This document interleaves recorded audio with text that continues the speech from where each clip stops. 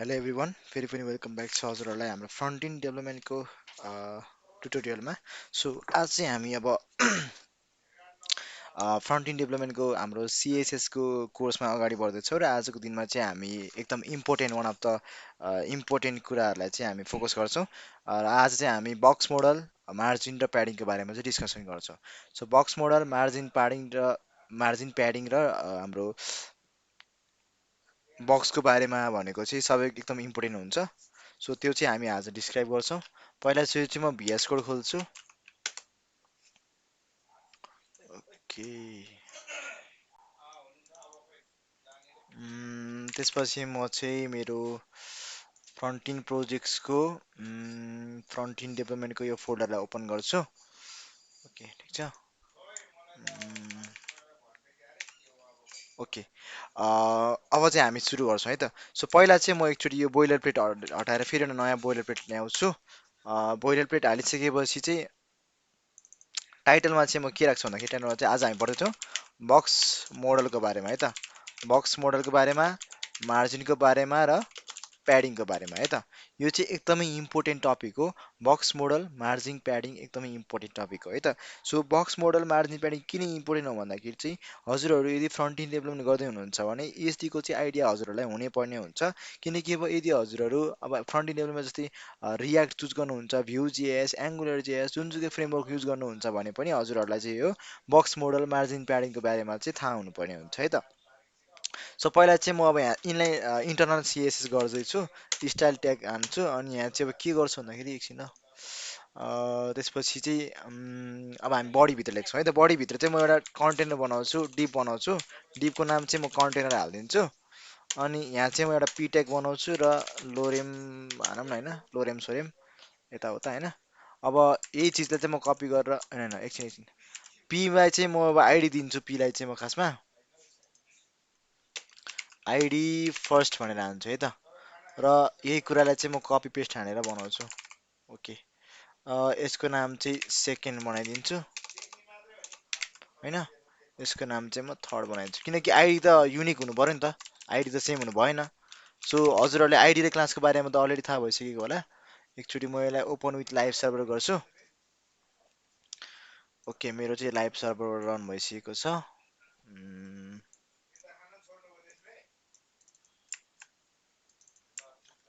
Okay, यहाँ देख्नुभयो होला होइन, यो लोरियम के भनेर आएको छ नि, जुन मैले यहाँ पिट्यागभित्र लेखेको छु। सो स्टाइलमा चाहिँ म अब यो कन्टेनरलाई स्टाइल गरिदिन्छु र त्यसले चाहिँ हाम्रो तिनवटालाई स्टाइल गरिदिन्छ। त्यसलाई चाहिँ म डट कन्टेनर हान्छु। अब हजुरहरूलाई थाहा छ क्लासलाई चाहिँ डटले लेख्छ भने हाम्रो आइडीलाई चाहिँ ह्यासले लेख्छ। त्यो अलरेडी मैले चाहिँ हजुरहरूलाई अगाडिको भिडियोमा भनेको छु होइन। सो डट कन्टेनर लेखिसकेपछि म यसमा चाहिँ के गर्छु भन्दाखेरि पहिला सुरु त यसमा अहिलेको लागि चिन्नको लागि चाहिँ एउटा ब्याकग्राउन्ड कलर दिन्छु। ब्याकग्राउन्ड कलर चाहिँ यो एन्टिक व्हाइट हानिदिन्छु होइन। अब हेरौँ कस्तो देखिँदो रहेछ त, एन्टिक व्हाइट आयो है त, है एन्टिक व्हाइट आयो नि त। ओके, अब के गर्छु भन्दाखेरि अब यसमा चाहिँ म टेक्स्ट कलरलाई चाहिँ अब के गर्छु भन्दाखेरि अलिकति राम्रो देखिने बनाउँछु। अब जस्तै हजुरहरूलाई पहिला सुरु चाहिँ म के भन्छ बक्स मोडलको बारेमा डिस्क्राइब गर्न चाहन्छु।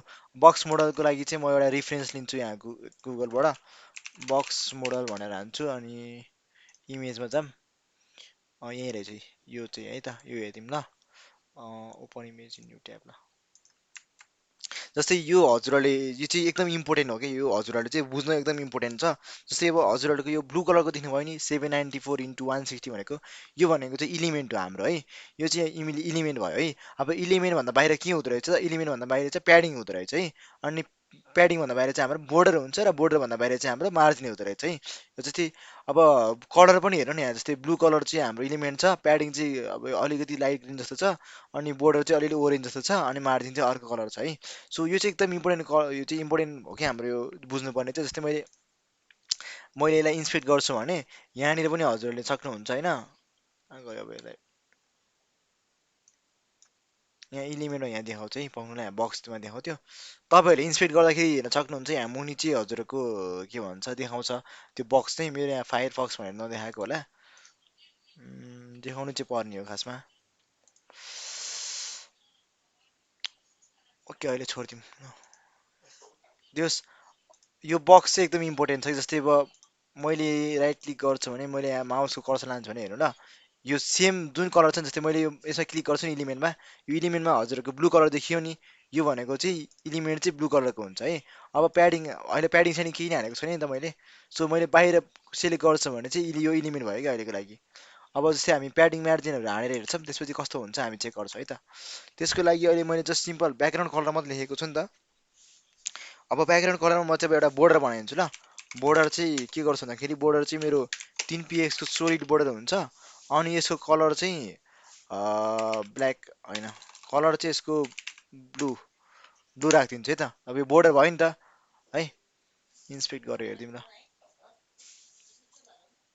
बोर्डर भयो नि त अब यो बक्समा जाऊँ त अघि हाम्रो फिगरमा जाऊँ ल फिगरमा जाऊँ ल अघिको हामी फिगरमा जाँदा चाहिँ के छ भन्दाखेरि यो चाहिँ इलिमेन्ट भयो होइन जुन 794 × 160 लेखेको चाहिँ इलिमेन्ट भयो भनेपछि हाम्रो इलिमेन्ट चाहिँ जस्तै यो लोरेम लेखेको चाहिँ इलिमेन्ट भयो अरे हाम्रो होइन भनेपछि योभन्दा बाहिर चाहिँ के छ बोर्डर छ है बोर्डर हाम्रो कहाँ छ त बोर्डर यो ब्लू कलरको त ब्लू बोर्डर हो नि त माथिको होइन अब प्याडिङ चाहिँ के हुन्छ अरे बोर्डर भन्दा भित्र हुन्छ तर इलिमेन्ट भन्दा चाहिँ बाहिर हुन्छ अरे होइन भनेपछि मैले यदि प्याडिङ हान्छु भने के हुन्छ भन्दाखेरि यो ब्लू कलर भन्दा चाहिँ भित्रकोमा चाहिँ प्याडिङ हुन्छ र यो लोरेम सोरेम लेखेको यो इलिमेन्ट भन्दा चाहिँ बाहिर प्याडिङ हुन्छ है त प्याडिङ हानेर हेरौँ है त हामी एकचोटि है त यसमा त्यसको लागि चाहिँ म के लेख्छु भन्दाखेरि प्याडिङ अनि त्यसपछि म 10px लेखिदिन्छु होइन अब अलिकति चेन्ज देख्नु भयो नि हजुरहरूले इलिमेन्ट चाहिँ यो भयो बोर्डर यो भयो प्याडिङ चाहिँ कहाँ भयो त प्याडिङ चाहिँ यो खाली एरियामा भइरहेको छ जस्तै मैले ल 100px हाल्छु अरे होइन 100px हाल्दा के हुन्छ त भन्दाखेरि चेन्ज भयो नि त हाम्रोमा यो चाहिँ प्याडिङ भयो कि प्याडिङले चाहिँ के गर्छ भन्दाखेरि अब सिम्पली भन्नुपर्दा प्याडिङ चाहिँ हजुरको मुभ गर्ने भनेर बुझ्दा हुन्छ अहिलेको लागि चाहिँ होइन पछि यसको हामी डिटेलमा चाहिँ बुझिहाल्छौँ प्याडिङ भनेको के हो र त्यसको अब त्यो चाहिँ हजुरहरूले आफैले पनि डकुमेन्टेसनमा पनि पढ्न सक्नुहुन्छ सिम्पली बुझ्दा चाहिँ प्याडिङ भनेको अब हाम्रो मुभ गर्ने जस्तो हो कि खासमा चाहिँ सो अब जस्तै अहिलेलाई म यसलाई 10px नै दिन्छु है नराम्रो देखिँदो रहेछ अब प्याडिङ त भयो प्याडिङ भइसकेपछि हाम्रो अब जस्तै प्याडिङ यो के भयो यो लेफ्ट भयो प्याडिङको यो टप भयो प्याडिङको यो राइट भयो प्याडिङको यो बटम भयो है अब त्यसै गरी हाम्रो यसमा चाहिँ प्याडिङको लेफ्ट राइट सबै हुन्छ क्या जस्तै मैले प्याडिङ चाहिँ टपबाट मात्रै दिनु मन छ भने चाहिँ अहिले सिम्पल छ नि जस्तै अब प्याडिङ होइन टप टपमा चाहिँ मैले 10px हाल्छु भने मेरो चाहिँ टपबाट 10मा यसरी तल मुनि ग्याप भयो कि अब यसै गरी मैले प्याडिङ बटम हाल्छु रे 10px हाल्छु भने बटमबाट नै मेरो 10px को प्याडिङ भयो अब यो लोरेमलाई अलिकति मैले अलिकति यता सार्छु भने चाहिँ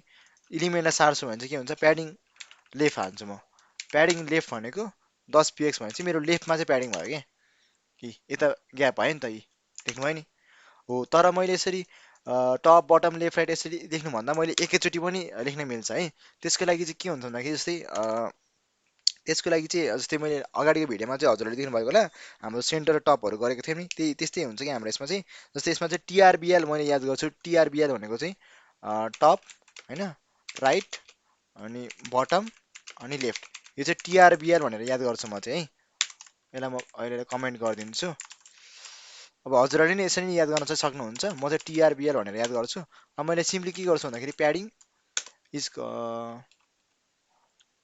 प्याडिङ पछि म 10px होइन अब यो चाहिँ टपमा भयो फेरि 10px राइटमा भयो बटममा पनि 10px अनि लेफ्टमा पनि 10px यत्तिकै दिन्छ भने चाहिँ होइन यहाँ चाहिँ इस्कस्ट दिनु पर्यो यसरी ल होइन यसरी ल यसरी हान्छ भने चाहिँ मेरो 10px को सबै प्याडिङ हुने भयो है जस्तै मैले लेफ्टमा चाहिँ बढी px दिन्छु भने चाहिँ मैले जस्तै लेफ्टमा चाहिँ 20px हाल्छु भने चाहिँ यो चाहिँ अलिकति लेफ्टमा सऱ्यो लेफ्टमा प्याडिङ भयो नि त जस्तै मैले यसलाई 50px हाल्छु अरे ए लेफ्टपट्टि प्याडिङ भयो नि त यो भनेको टपको प्याडिङ यो भनेको राइटको प्याडिङ यो भनेको बटमको प्याडिङ यो भनेको लेफ्टको प्याडिङ टिआरबिएल यसरी याद गर्छु म चाहिँ टप प्याडिङको लागि र मार्जिन भनेको नि सेम हो जस्तै अब यहाँ हेर्नु ल यो मैले बोर्डर त बनाएँ होइन बोर्डर तर सबै चिप्केर बसेको छ नि त यहाँनिर अब मैले मार्जिन दिएँ भने चाहिँ यो अलिकति ग्यापमा बस्छ त्यसको लागि चाहिँ मैले सिम्पली मार्जिन हाल्छु अनि 10px हाल्छु अब यो चाहिँ मेरो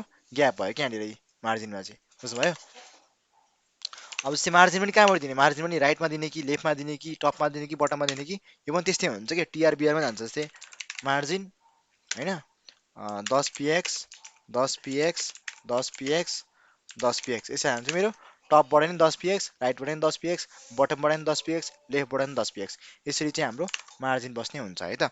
सो प्याडिङ र मार्जिन चाहिँ हामीले कहाँ युज गर्छौँ त्यो चाहिँ हजुरहरूले बुझ्नुभयो होला। सो अब यहाँनिर हेरौँ अघिको फिगरमा इलिमेन्ट भन्दा बाहिर के छ, प्याडिङ छ है। इलिमेन्ट यो भयो, इलिमेन्ट भन्दा बाहिर कहाँ छ, यहाँ प्याडिङ भइरहेछ नि हाम्रो यो खाली सर्फेसमा, खाली भएकोमा प्याडिङ भइरहेछ नि त। त्योभन्दा बाहिर के छ, बोर्डर छ हाम्रो। यो प्याडिङ यहाँ भइरहेको थियो भने चाहिँ प्याडिङ भन्दा माथि बाहिर के छ, यो ब्लू कलरको बोर्डर छ है। अनि बोर्डर भन्दा बाहिर चाहिँ मार्जिन छ नि त। भनेपछि मैले मार्जिन गर्दाखेरि त यहाँ ग्याप भयो नि त, यो छेउछेउमा। यो चाहिँ के भयो, बोर्डर भन्दा बाहिर चाहिँ मार्जिन भयो। हो, यो चाहिँ हजुरहरूले यही फिगरबाट बुझ्न सक्नुहुन्छ है त। अब प्याडिङ र मार्जिन दिने तरिका चाहिँ हाम्रो अरू पनि छ। अब अहिलेको लागि जस्तै मैले यसमै वेट दिन्छु होइन, वेट दिन्छु कति म यसमा 533 px हालिदिन्छु होइन, यसलाई विथ। यो भनेको चाहिँ मेरो के भयो, विथ विथ भयो कि यसरी 533 px को है। अब विथ हाइट हजुरलाई थाहा नै छ के अरे, यो चाहिँ अब अलरेडी मैले सिएसएस पढ्दाखेरि भनिसकेको छु विथ हाइटको बारेमा। अब अरू पनि हुन्छ, जस्तै अरू प्रपर्टी पनि हुन्छ है। जस्तै मलाई बक्स साइजिङ भनेर हुन्छ कि, बक्स साइजिङ चाहिँ एउटा हाम्रो प्रपर्टी हो कि। बक्स साइजिङमा चाहिँ मैले के गर्छु, बोर्डर बक्स भनेर हाल्छु भने चाहिँ मेरो चाहिँ यसले के गर्छ भन्दाखेरि विथमा चेन्ज गर्न चाहिँ मिल्दैन। जस्तै विथ भनेको के भन्दाखेरि, विथ भनेको चाहिँ मेरो प्याडिङ र मार्जिन मिसिएर चाहिँ एउटा विथ भन्छ। जस्तै मैले विथ हाल्छु रे 23 px होइन है, यत्रो भयो नि, सानो भयो नि। तर इनकेस मैले इन्सपेक्ट गरेर मेरो विथ त 23 px छ होइन, मैले इन्सपेक्ट गरेर मैले मार्जिन र बढाइदिएँ, मैले प्याडिङ बढाइदिएँ क्या। प्याडिङ चाहिँ मैले बढाइदिएँ क्या यसरी होइन, प्याडिङ मैले लेफ्टबाट बढाइदिएँ। प्याडिङ मैले लेफ्टबाट बढाएँ होइन, तर मेरो विथ पनि बढिरहेछ नि, यहाँ हेर्नु ल, मेरो विथ पनि बढिरहेछ नि होइन। हो, यो चाहिँ के हुन्छ भन्दाखेरि प्याडिङ भनेको चाहिँ हाम्रो खासमा के हुन्छ, विथ भनेको चाहिँ के हुन्छ भन्दाखेरि यो चाहिँ प्याडिङ पनि मिसिन्छ, मार्जिन पनि मिसिन्छ। त्यसको लागि चाहिँ हामीले बक्स साइजिङमा चाहिँ बोर्डर बक्स लाउँछौँ क्या, बुझ्नुभयो नि। अब यसको बारेमा चाहिँ हामीले डिपमा नै बुझ्नुपर्ने हुन्छ, जुन चाहिँ हामीले प्रोजेक्ट गर्दाखेरि बुझ्छौँ होइन। अब म चाहिँ यहाँ माथि अर्को सिएसएस सेलेक्टर युज गर्छु, जुन चाहिँ हाम्रो युनिभर्सल सिएसएसको सेलेक्टर हुन्छ। युनिभर्सल सिएसएसको सेलेक्टर भनेको चाहिँ हाम्रो स्टार हुन्छ, स्टार हुन्छ। यो भनेको चाहिँ के भन्दाखेरि, स्टार भनेको चाहिँ सबै इलिमेन्टलाई सेलेक्ट गर्छ क्या यसले चाहिँ है। यो स्टार मैले गरेँ भने चाहिँ मेरो भयभरको सबै इलिमेन्टलाई चाहिँ सेलेक्ट गर्छ। जस्तै मैले यो स्टार गरेर मैले के लेख्छु भन्दाखेरि बक्स साइजिङ चाहिँ बोर्डर बक्स हाल्छु। अनि त्यसपछि यहाँ चाहिँ जस्तै मार्जिनमा चाहिँ 0 हाल्छु मैले होइन, सुरुमा चाहिँ। अनि त्यसपछि प्याडिङमा पनि 0 लेख्छु। यो भनेको चाहिँ मेरो इनिसियलमा चाहिँ मेरो सबै इलिमेन्टहरूको चाहिँ मार्जिन र प्याडिङ चाहिँ 0 हुन्छ भनेको है। अब अर्को एउटा सिएसएसको सेलेक्टर हुन्छ, सिएसएसको सेलेक्टर अर्को चाहिँ के हुन्छ भन्दाखेरि बडी भन्ने हुन्छ। बडीमा चाहिँ यो बडी भनेको चाहिँ के भन्दाखेरि यो बडी जुन यो ट्याग देख्नुभयो नि, यो भित्रको चाहिँ हाम्रो इलिमेन्टहरू चाहिँ यो बडी सिएसएस सेलेक्टरले डिटरमाइन गर्छ। मैले यसमा चाहिँ ब्याकग्राउन्ड कलर जस्तै ब्लू येल्लो हालिदिन्छु भने चाहिँ मेरो के भयो, ब्याकग्राउन्ड चाहिँ मेरो येल्लो हुने भयो है, बुझ्नुभयो नि। यो चाहिँ मेरो बडी सिएसएस सेलेक्टरले गर्ने भयो। अब हाम्रो यो बक्स मोडलको बारेमा, तिनीहरूको बारेमा चाहिँ हाम्रो डकुमेन्टेसनबाट अझै धेरै कुराहरू पढ्न पर्ने हुन्छ। सो त्यो चाहिँ हामी नेक्स्ट भिडियोमा गर्नेछौँ है त।